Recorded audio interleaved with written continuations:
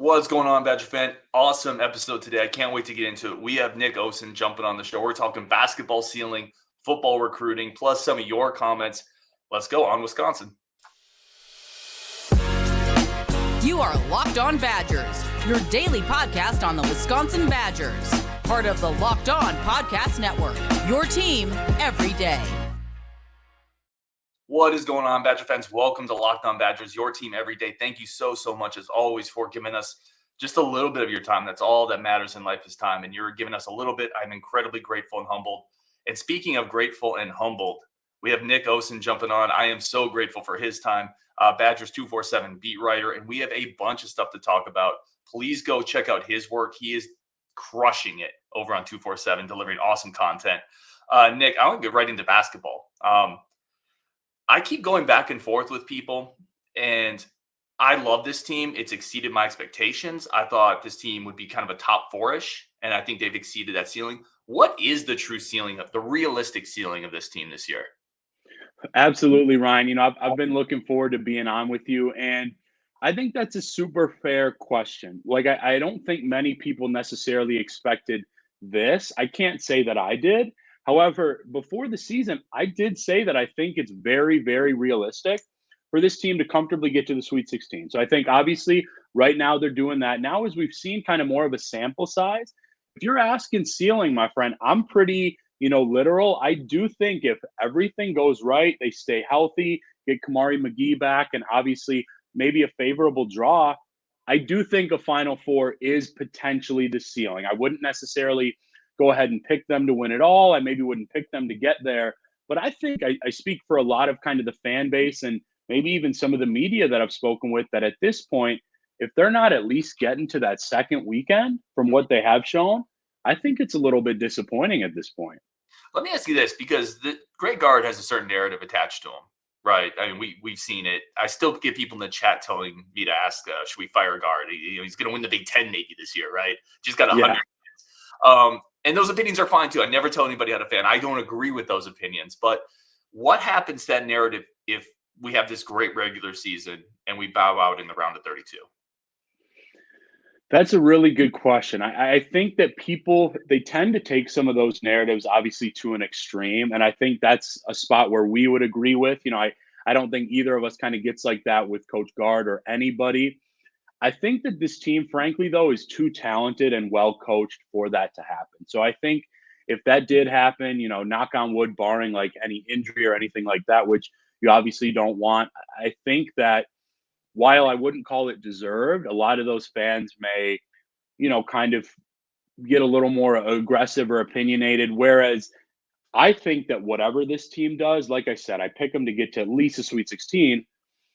I don't think when you looked at this roster, you would have had them at the top of the Big Ten alone halfway through. And that's why I think Coach Gard and this entire staff truly, I'm not even just saying this, deserve a ton of credit. I just spoke to, a couple of the players today. We got to do some media interviews, and a guy like AJ Storr that came over as, a solid transfer piece to now on National Player of the Year watch lists and, things of that nature, playing himself into a clear pro future.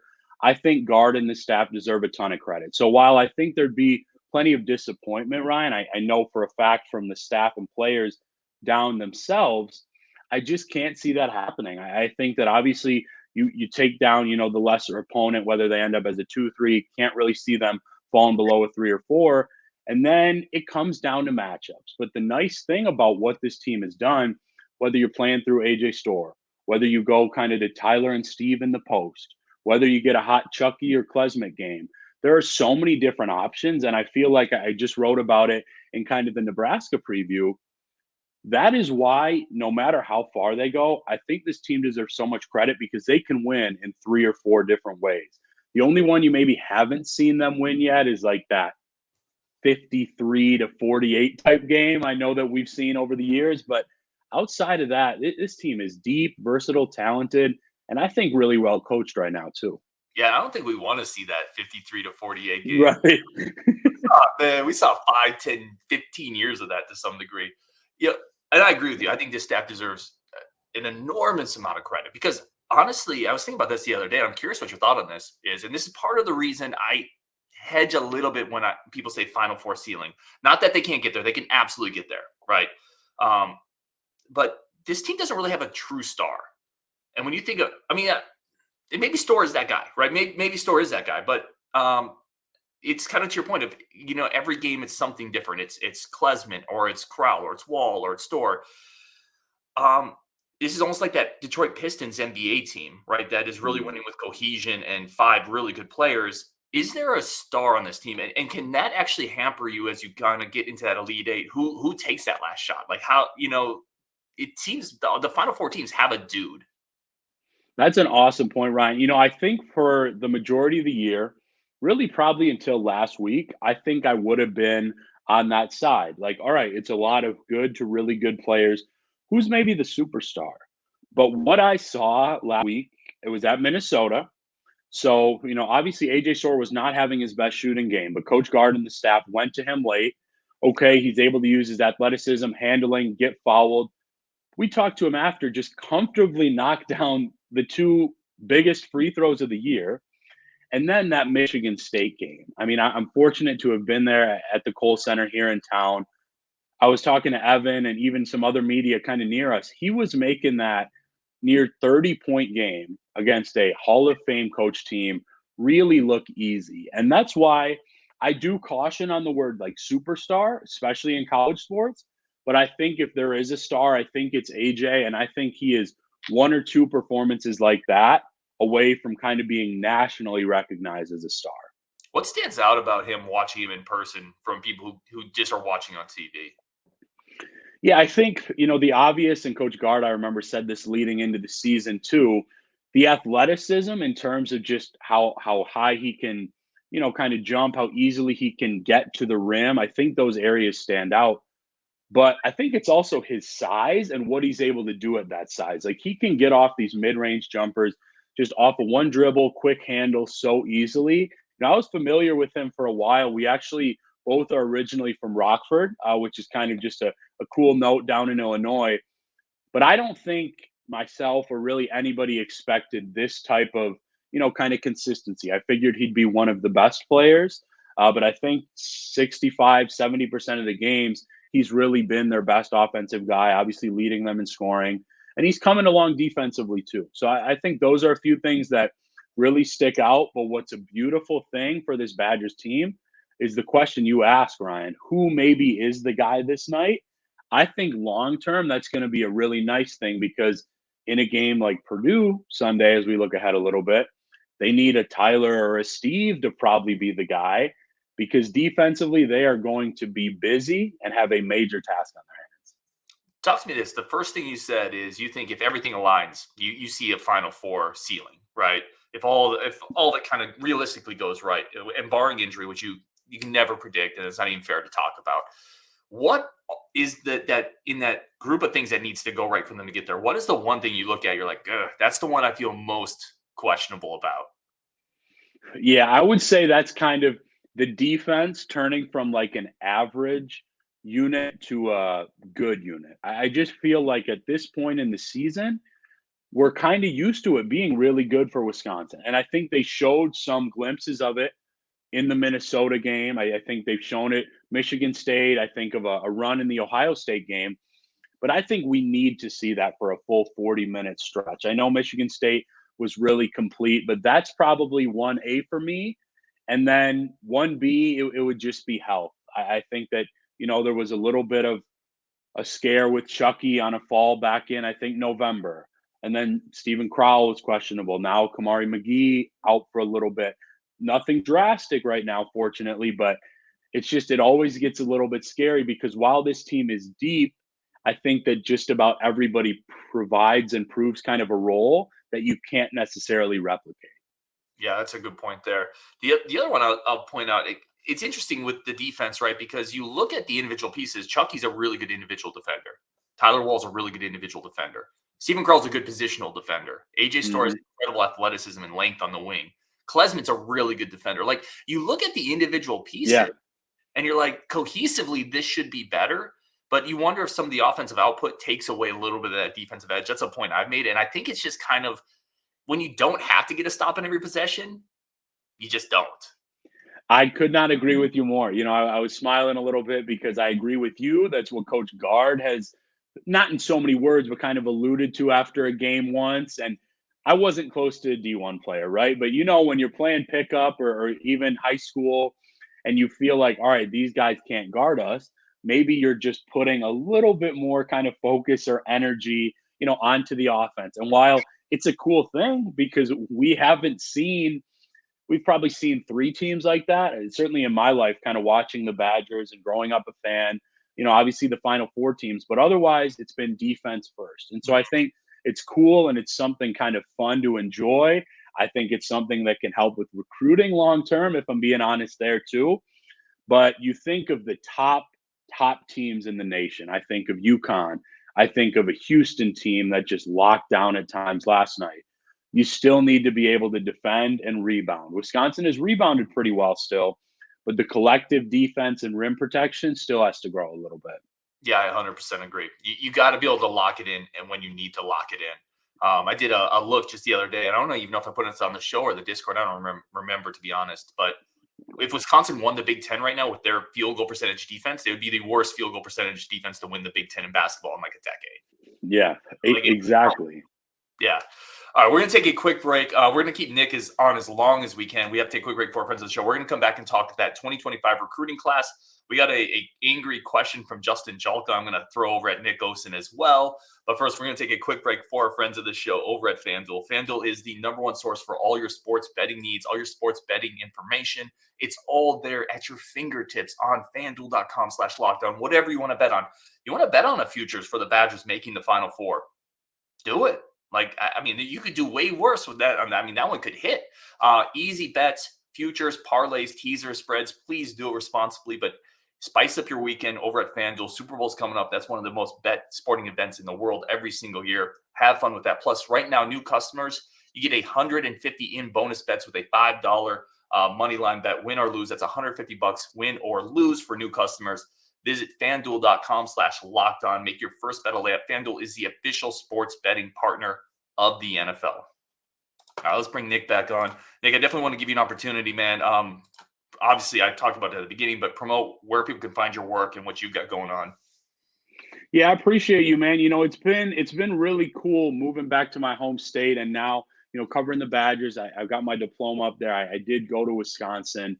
So I got a lot of passion for this job, this fan base. And you can see my work, with my guy, Evan Flood at Badger 247, part of the 247 Sports Network.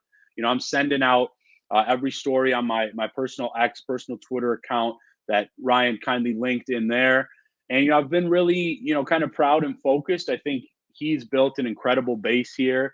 And I feel like we're just being able to constantly level it up and bring it up a little bit, getting out to a lot of games, obviously recruiting interviews and team coverage at just about every game too. It's been awesome. Yeah, and tons of great stuff over there. I highly, highly, highly encourage you to go check out his work, Evan's work, 247's work. I want to start here. I want to shift into that 2025 football recruiting class, but you just mentioned it, and it pinged because, again, I read a lot of your stuff. You had an opportunity to talk to Daniel Freitag as well. We were just talking basketball. And is there any conversation that's come up about how good next year's team could be with him? A little bit, more so. So actually, I just spoke with him. He said there was one question in there that he kind of brought it up. He said, we'll lose Tyler and see what things kind of look like, but basically bringing everybody back. So there is definitely that conversation. And, I've been fortunate to get to know Daniel a little bit, almost 2 years now, because I had covered Iowa State for a while and they were recruiting him. So we've just talked, not just interviews. And I can tell you he's very excited, and there's a lot of excitement from him, Jack Robinson, and obviously the guys that are expected back. I think that was an incredible recruiting job, I will say, from Coach Gard, Coach Krabbenhoft, and the staff. I won't be shy about saying this, and we can kind of come back to this long term. I know we're going to get to some football, but that's a guy that under the development of Gard and this great staff here in Madison, I personally see him as a pro. I think he plays 3 or 4 years in college, but his handles, passing, athleticism, they're all there already. And he just needs to kind of grow even more with kind of, some of the skills that he's already shown. He's really been a facilitator this year. So a lot of excitement about that team. And I would be excited if I were a Badger fan to watch his career in Madison. Yeah, I had a chance to talk to him, and I was blown away by his presence. He talks and he acts like a point guard. He acts like he's going to be a leader on that court. I was very, very impressed. Let's talk about that 25 football recruiting class up to this point. I want to start with some of the guys we have in the fold, and obviously in the fold is a loose term for 2025 recruiting, but or anybody in college football at this point, if we're being honest. Yeah. What do you make of the class so far? Yeah, I'll be honest, Ryan. I think that it's an incredible, really impressive class so far. I think obviously you get a DB and a quarterback very early. That was even kind of before I fully got situated here in Madison back on the job. And then, the staff, whether it's Max, Pat, Casey, obviously the actual assistant coaches, Coach Fickell, like they did a great job locking some in-state guys down. Cooper Catalano, who I know you had on the show, and I know him pretty well. I've seen him in football and basketball. I think he's going to be a big-time contributor for multiple years. Obviously, the big man, Michael Roski, when he gets healthy and he's very close to it, he's got an NFL future. I think that of him. And then we get to January, and the staff just gets on a run in kind of the defensive, that second level, and then the defensive backfield. I remember it was my birthday, so, fans forgive that for a little bit. But when they hit that run of, I think it was Cody and then Jameer Scott and then Brendan Haynes, I'm getting ready for things. I'm watching the film. I've watched probably 1,500, 2,000 guys, in terms of just on this job. It blew me away, specifically Cody Haddad, because I didn't know kind of, his capabilities right away. He was a guy, didn't do a ton of interviews, I believe, after the offer. I remember speaking to Brendan, and that was right about the same time. But I dove into his film. That's a guy, I will say this, I think he can be a 3 years an NFL type guy as long as he continues to develop. I said on my board, you've mentioned 247. I said, I almost had to restart this video and watch again. I was talking to our mutual friend Justin about this too. That blew me away. I think Jameer Scott, his physicality, versatility, mindset, I think that's going to lend really well to this defense under Mike Tressel. And then Brendan Haynes at times just looks like he was shot out of a cannon to get to the ball carrier. I think he's a guy that you want to continue to put on some muscle and kind of watch what his frame can hold, but very clear-cut ideas, and he is just off the charts excited to be a Badger. Two more quick follow-up questions with the people in the fold right now. The first one is, let's talk about Cody for a second because we've already kind of mentioned him. What's kind of the internal confidence level, right? Hitch leaves. Obviously, Hitch played a role. I mean, people talk about how big a role that might have been. And then Ohio State offers, obviously, an Ohio kid. Like, what's kind of the field there, and where does that meter look like it's pointed? Yeah, so I would say, things can change, as we know. But from what I understand, just kind of early looking into it a little bit, I mean, the staff in a good way has kept us all busy with more commitments and more commitments. So, I wouldn't say I've kind of dove in fully to that. I think that there's a reason that Ohio State offer, maybe got some eyes on it. But from my understanding, at least early, he felt very good about his decision to commit to Wisconsin. I think the staff, including Hitchler and obviously now not, I think they've done a really good job of making him, not only feel important, but showing the capabilities that he can be in this defense. I think it's often important to note, how important are you to this class and when did schools start really showing that interest, if that kind of makes sense. Mm-hmm. So while I wouldn't, I try not to say anything's like 1,000%, 100% just because recruiting can change. I know he's an Ohio kid, but, at least early on, I think that there's certainly confidence. I think he's locked in, and it'll just be one to, certainly keep eyes on, at least for fans and us as writers, because obviously it's always intriguing when it's like a kid's local school or things like that and when they get in the fold. But, right now I can tell you he was pumped to visit, obviously make his commitment, and I think he knows very well how he can fit in the defense here. Well, it's doubly more intriguing when that local school is the Buckeyes. Let's go to this next question here. This is and this is my fault. I didn't write down who asked this question, so I apologize. This came from the subtext, but I forgot to put the name on there. But big time recruit that Badgers has a legitimate chance at in this cycle. Yeah. So in short, 1,000%. Big name or big time, big name. I kind of consider that like a top 150, top 200 type player. And I actually had a few written down, before we even started speaking. One is Austin Alexander from Kentucky, kind of that outside linebacker, edge, hybrid. Wisconsin has done a great job there. We gave him a recent bump. He's comfortably in the top 247. Jalen Williams, the top 100 kid from Illinois, another defensive lineman. And then kind of just considering those numbers still, I'd say Maxwell Roy from St. Joe's Prep. Obviously there's a lot of familiarity with that school. Emilio Agard is coming from there. I know you did a great show with him.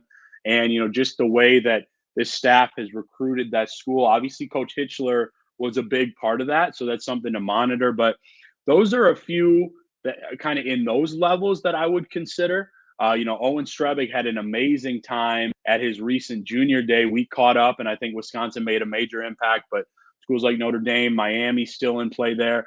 And then Marshall Pritchett, I'll mention. We are a little bit, I use this lower because it's not me, and I'm not making these ratings. But, he's only, I think, a high 3-star for us. But I'm telling you, he'll end up as a 4-star guy. And I've been able to watch a ton of his film, gotten to know him a little bit. He's a tight end, Max, and, really the entire staff, Coach Letton, they've done an amazing job with him. He'll be a 4-star, and he's somebody I just see as a perfect fit, a prototypical fit in this Phil Longo offense, but tough competition there too. I love his film. He is so good. I 100% agree with you on there. All right, we're going to take one more quick break. And again, we could talk forever on this show with Nick, but we're going to come back. We're going to talk about that 24 class, plus get into a couple comments. Why does 247 hate the Badgers? All of that and more. I'm kidding. But I got the question. All of that and more coming up next on Locked On Badgers. But first, a quick break for our friends of the show over on Jace Medical. Jace Medical is your number one source if you're trying to be empowered to take care of your family, trying to have something kind of tucked away where if something happens, you can always be there for your family, your friends, your neighbors, whatever it may be, whatever is important for you. You have a Jace case. It's life-saving antibiotics. You put it in your cabinet, you put it in your cupboard, and it can treat over 50 different types of infections. It's there to give you peace of mind. And I have my Jace case. It's as simple and easy as going to basically fill out a form. The pharmacy sends you instructions on how to use these medications, and you put it up in your cupboard. And right now you can save $360 by getting these life-saving antibiotics with Jace Medical, plus an additional $20 off using our code Locked On at checkout on jacemedical.com. That's JASEmedical.com. Once again, that's JASEmedical.com. Save $20 off with our offer code Locked On. Let's get Nick back on here again. And again, incredibly grateful for your time, man. I think getting people like you on makes me smarter, makes the community smarter. So very, very grateful. Well, thank you. I think what's a great thing is hopefully this has gone well enough. I don't think this will be the last time. I mean, for the fans out there, this is our first time talking, and I've got better chemistry with you, man, than other podcast hosts I've talked to for a long time. So we'll keep it going. Let's go. It's all you, man.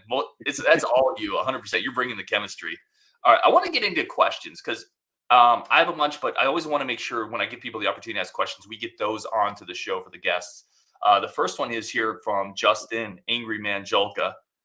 What the heck is 247 smoking on Mabrey Mettauer's rankings last year?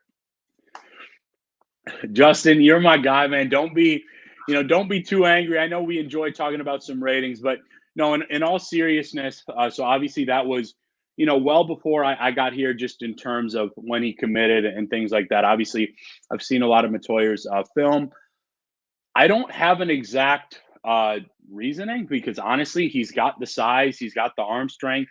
He can certainly move when needed, and I think he's going to be a perfect fit in this offense. I guess I would just answer that with, I think he's a guy that can get to the pros, certainly under the development and the tutelage here.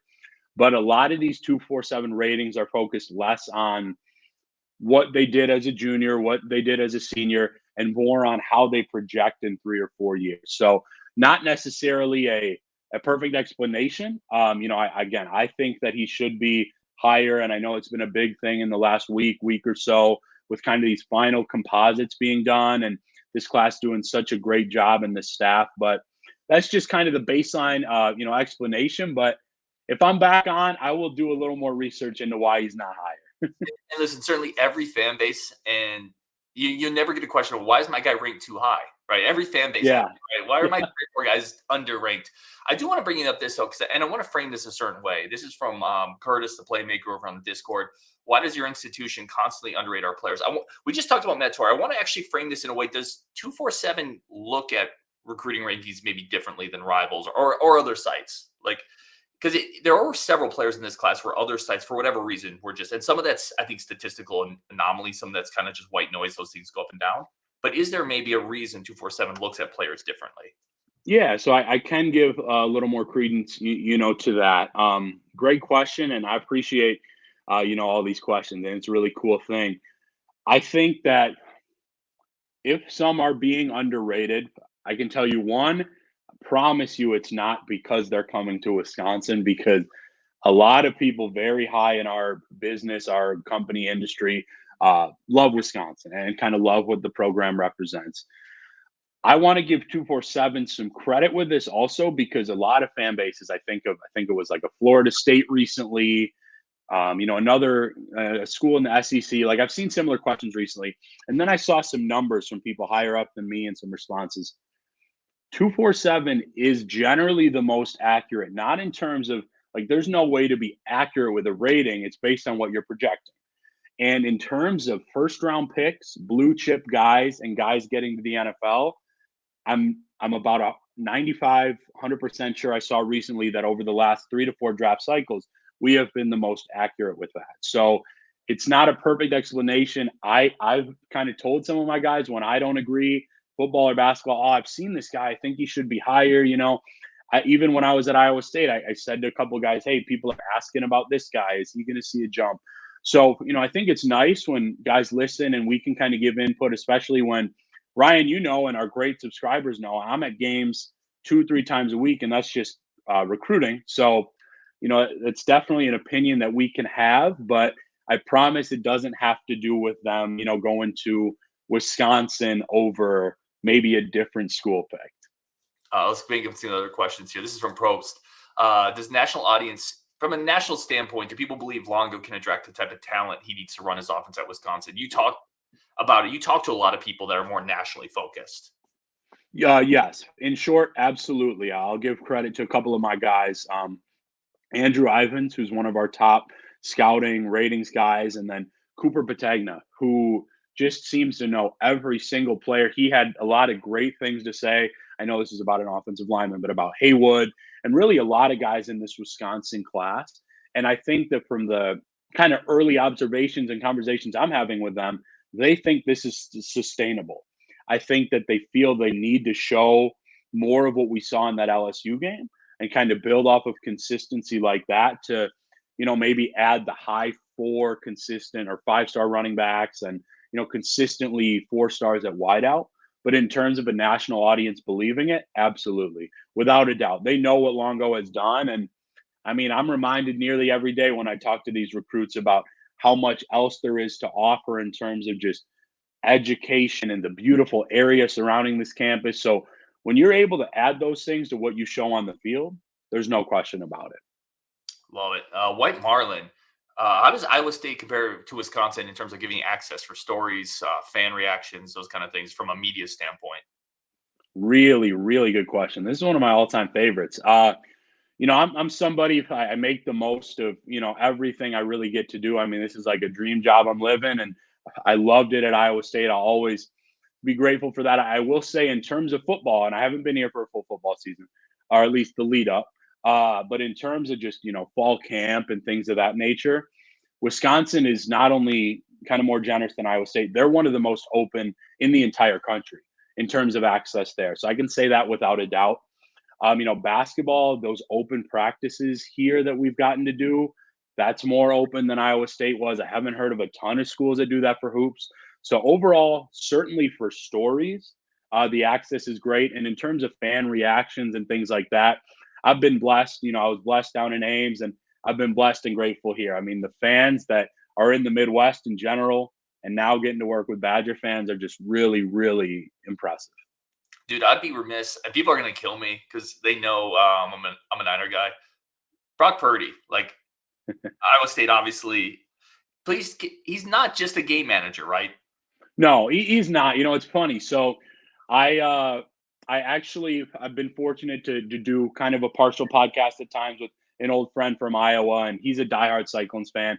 And we recently talked about it. And I said, man, there's got to be a middle ground here. I said, Brock Purdy he's not a top 5 quarterback. Nope. I'm sure you'd agree with that as a Niners fan. I know a couple of my other friends have, but he's also not this bottom of the line guy that is just steps in and acts like a point guard. Like, to me, he's a top. I think I'm a nerd with this stuff. So I recently did a list. I think I had him at like 11 to 12.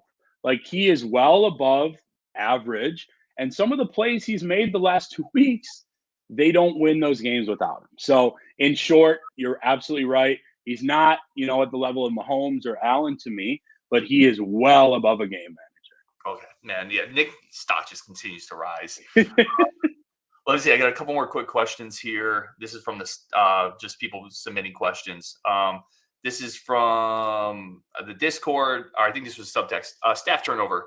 What's the feel on losing Brown, Bicknell, Hitch, impact on recruiting? I know we talked about it a lot. I thought it was a big recruiting loss, but obviously not insurmountable. Where is the reality there? Yeah, I think I'll just answer it, kind of collectively, but I'll start with Hitchler just because I remember that night when that kind of came out in the initial fan reaction. And, there's no question that he was a really good coach. He was a really good recruiter, and people really latched onto that. But just scratching the surface for me about, covering this team a little bit more, recruiting every single day, I think of the replacements for these other coaches so far. So obviously Kenny Guyton for Mike Brown, and then AJ Blazik for Bicknell. This is one of the most aggressive, in a good way, staffs that I have ever seen. And I've become a nerd with this stuff, like I said. So I read recruiting coverage all over. The way that these guys, they find this balance of identifying early, building relationships early, and then closing with guys like, Coach Fickell, even at the top of that. I don't think there's going to be a massive impact on recruiting in a negative way at all. And some of these early, reviews I've gotten from talking to these guys all the time, a lot of positive stuff. So I can promise, I hope I'm giving this vibe. I'm very, open and somebody that's honest about this stuff. I'm not going to say any recruit that ever would have come, they're going to get them, you with or without Hitchler. But from what I understand, the rest of the group and the fact that who they're building on with the replacements and things like that, they're still going to be crushing it. And I see a trajectory where Wisconsin is kind of consistently going, in that top 15, 20, certainly 25 type classes and on the way up. I love it. And one of the points I made, and we're going to wrap it up here because I've already kept Nick 3 more minutes than I said I would. But one of the points I made is it is collectively, right? I think it's probably fair to assume Grinch is going to be a tick down from Hitchler as a recruiter. But if Guyton's a tick up from Brown, and if Blas, there's a collective balance here where it never stays static, but you're going to improve in some areas. Maybe not, I think it's fine. I really do. I want to finish off with this question here. And this was, I had several people ask a variation of this, so I'm just going to kind of throw it out there. What is the recruiting ceiling? Like, it is top 20, and I'm talking kind of consistently, not like a 1 year you hit here, but the rest of the time here. What is the consistent recruiting ceiling for this program? If I'm being honest and just following what I have seen and knowing how good these guys are, relationships, I would say a consistent ceiling is 14 to 17. So I guess you could say around 15. I think it's hard to, see spots like 1 to 7, 1 to 8, but I wouldn't be shocked in the slightest if under this, staff and this regime, we see a top 10 or a top 12 class. I really wouldn't, just because Wisconsin has so much to offer, like on and off the field. And I think a consistent thing that people can get used to, I would say is around a top 15 class. I do believe that ratings fluctuate, and whether that's a 14 on 3, 12 on Rivals, 17 with us, that's around a 15. And I do think that's very doable and possible long-term. Love it, man. He is Nick Osen. writer over at Badgers247. Please go check out his work. Check out him out on Twitter. That's linked down below. Nick, thank you so much, man, for jumping on. I think we're smarter. I know we're smarter because you were here. Man, this was incredible. And again, I hope to do it again. Thank you so much, Ryan, for having me. And thank you all for the questions. Let's go. On Wisconsin. Stick with us. We got a bunch more content coming up this week. Obviously, a couple basketball games. Another 2025 recruit will be on the show. So really excited for that one. So stick with us. Go check out Nick on Wisconsin, and we'll talk later.